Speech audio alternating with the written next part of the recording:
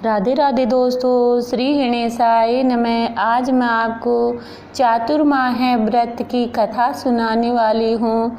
इस बार चातुर्माह व्रत 2023 में जून के महीने से जैसे 29 तारीख को देवशनि एकादशी है, लेकिन उदया तिथि में देवशनि एकादशी 30 तारीख को है और पूर्णिमा तक चातुर्माह है। जैसे देवशनि का हम वो जो भी काम है वो कर सकते हैं, इसलिए देवशनि एकादशी 30 तारीख को भी है और 29 तारीख को भी है। लेकिन जो एकादशी उदया तिथि में होती है उसका हमारे यहाँ ज़्यादा महत्व माना जाता है, इसलिए उदया तिथि में देवशनि एकादशी जून के महीने में 30 तारीख को है। इस दिन से हम जैसे विष्णु भगवान हमारे विश्राम करने के लिए जाते हैं, इसलिए हमें इस दिन से ही हम भगवान को विश्राम करवाते हैं। उनके लिए हम सुंदर बेड और गद्दा तकिया लगाते हैं, फूलों से उनकी सेज सजाते हैं और उनको हम बड़े आराम से स्नान करवाते हैं। जैसे हम इतने अच्छे गर्मी के लायक जैसे कपड़े पहनते हैं, उनके लिए कूलर पंखा लगाते हैं, उनको विश्राम करवाते हैं। ऐसे बोलते हैं, भगवान आप विश्राम करने के लिए जा रहे हो, इस 4 महीनों में मेरे लिए मैं आपकी शरण में ही रहूं और मेरे कोई भी अघटना नहीं हो और मैं आपकी शरण में आपकी सेवा ही करता रहूं। जो भी है इस प्रकार हम देव को सुलाते हैं। कहा जाता है कि पूर्णिमा तक हम देव सुहाने का, विष्णु भगवान को शयन कराने का जो भी कार्य है कर सकते हैं। देवशनि एकादशी वैसे तो देवशनि एकादशी से लिखा जाता है और कार्तिक माह में आने वाली जो तुलसी का विवाह करते हैं, देव उठाते हैं, उस दिन ही हमारे वहाँ देव को उठाते हैं। कार्तिक माह में जो आती है, इसलिए हम इस दिन से जो भी हमारी पूजा पाठ होती है वो करते हैं और देवशनि एकादशी का हम जो भी है व्रत करते हैं। जो नहीं करने वाली माताएं बहनें होती हैं वो बड़ी 4 एकादशी होती हैं वो करते हैं, तो इस एकादशी को भी करते हैं। जैसे देवशनि एकादशी है उसको भी करते हैं और जो हर महीने की दोनों एकादशी करते हैं वो तो करते ही हैं। इस प्रकार अब की बार देवशनि एकादशी 30 तारीख से है और इस बार सोने पे सुहागा है कि अभी अधिक मास मतलब भदोत महीना है, सावन 2 हैं, इसलिए 2 सावन हैं, इसलिए इसमें चातुर्माह का बहुत अच्छा महत्व है। इनमें हम दान पुण्य धर्म यज्ञ कीर्तन करवा सकते हैं, लेकिन इन 4 महीनों में हम कोई शुभ कार्य नहीं कर सकते हैं। जैसे शादी ब्याह या कुछ मकान या कुछ भी जैसे मांगलिक कार्य होते हैं वो हम नहीं करते हैं, हमारे यहाँ वर्जित होते हैं।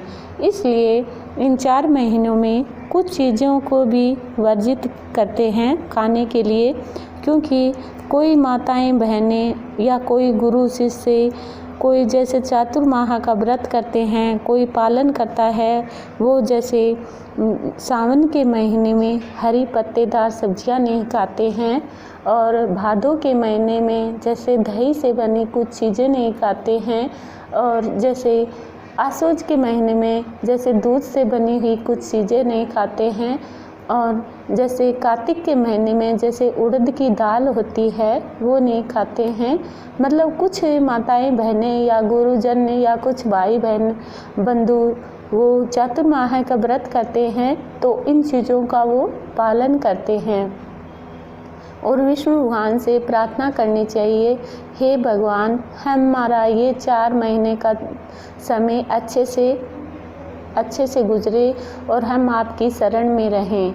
इस प्रकार जो ये चातुर्माह है मतलब भदोत महीना अधिक मास का महीना होता है, वो जैसे 32 महीने और 16 दिन और 12 घंटे के बाद में एक बदौत महीना आता है। 30 महीने के बाद में एक बदौत महीना आता है, जैसे अधिक मास का महीना आता है।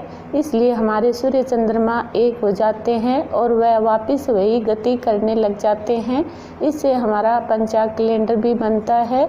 इस प्रकार हमारे यहाँ कुछ विधाएं और कुछ संस्कृति है कि इन महीनों में हमारे यहाँ बहुत अच्छे से ग्रंथों का या कुछ कीर्तन करे जाते हैं या भगवान के नाम का सुमिरन किया जाता है। इन महीनों में ज़्यादा से ज़्यादा भगवान का सुमिरन करते हैं, कीर्तन करते हैं, जाप करते हैं, ताकि इन महीने में हमें इनका फल बहुत अच्छा मिलता है। 100 गुना अलग फल मिलता है। जितना हम कीर्तन करते हैं, भजन करते हैं या कुछ दान पुण्य धर्म करते हैं, उससे हमें अधिक फल मिलता है। इस प्रकार कुछ चातुर्माह की बातें हैं, कुछ मैंने आपको बताई हैं, कुछ अभी मैं बताने वाली हूँ। चातुर्माह की विधि। कुंती पुत्र अर्जुन बोले, हे मधुसूदन, विष्णु भगवान का शयन व्रत किस प्रकार किया जाता है, सो सब कृपा करिए। श्री कृष्ण बोले, हे अर्जुन, अब मैं तुम्हें विष्णु के शयन का व्रत विस्तार पूर्वक कहती हूँ। इसे ध्यान से स्मरण करो। जब सूर्य नारायण कर्क राशि में स्थित होता है, तब भगवान विष्णु शयन करते हैं, और जब सूर्य नारायण तुला राशि में आता है, तब भगवान उठते हैं। लोंद अधिक माह के आने पर विधि इसी प्रकार रहती है। इस विधि में अन्य देवताओं को शयन नहीं करवाना चाहिए। आषाढ़ माह के शुक्ल पक्ष की एकादशी का विधि पूर्वक व्रत करना चाहिए। उस दिन भगवान विष्णु की प्रतिमा बनानी चाहिए। चातुर्माह व्रत नियम से करना चाहिए। सबसे प्रथम उस प्रतिमा को स्नान करवाना चाहिए, फिर सफ़ेद वस्त्र धारण करवाएं और तकिया लगवाएं और शयन करवाएं। उनका धूप दीप निवेद्य से पूजा करवाएं और भगवान का पूजन शयनगात और शास्त्र ब्राह्मणों से करवाएं। तत्पश्चात भगवान विष्णु के इस प्रकार स्तुति करनी चाहिए, हे भगवान, मैंने आपकी शयन करवाया है। आपके शयन में संपूर्ण विश्व सो जाता है। इस तरह विष्णु भगवान के सामने हाथ जोड़कर प्रार्थना करनी चाहिए, हे भगवान, आप जब 4 महीने तक शयन करें, तब तक इस चातुर्माह व्रत की निविध विघ्न पूरा हो। इस प्रकार विष्णु भगवान के स्तुति करके शुद्ध भाव से मनुष्य के नियम करना चाहिए। 5 काल वर्ण किए, देवशनि एकादशी लेकर और देवउठनी एकादशी तक चातुर्माह व्रत करना चाहिए।